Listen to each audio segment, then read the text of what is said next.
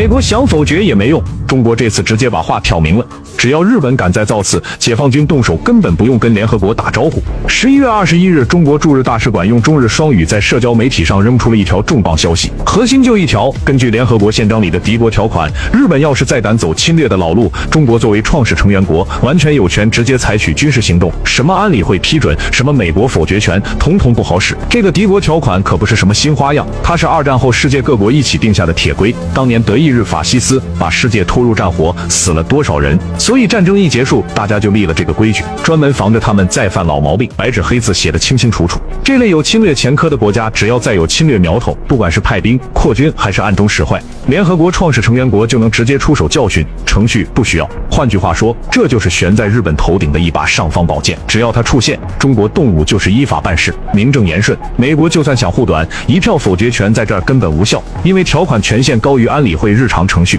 这回中国把话说到这个份上，就是明明白白告诉东京，别以为有美国撑腰就能为所欲为。再看日本这些年干了什么，军费年年涨，武器拼命买，跟美国军事捆绑越来越紧，国内右翼势力更是肆无忌惮，公然美化侵略历史，甚至有人跳出来叫嚣战争。这种行径已经是在赤裸裸地挑战敌国条款的底线了。中国的表态对日本不至于一记惊雷。日本国内一直有两派，一伙是右翼分子，比如那个高市早苗，整天想着复活军国主义；另一伙是务实派，只求安稳过日子。中国这次亮出底牌，务实派肯定更要揪住右翼骂：你们非要作死，想把国家拖进火坑吗？日本内部的矛盾只会越来越激化，美国也别想偷着乐，他一直把日本当枪使，想在亚洲搅浑水。可现在中国把条款一亮，美国就尴尬了。日本真闹出事，他是护还是不护？护就是公然对抗国际规则，不护面子丢光，盟友寒心，左右都是坑。对韩国这些曾遭日本侵略的亚洲邻居，中国的发声也是一次清醒剂。别忘了日本到底是什么货色，这只会让亚洲国家更团结，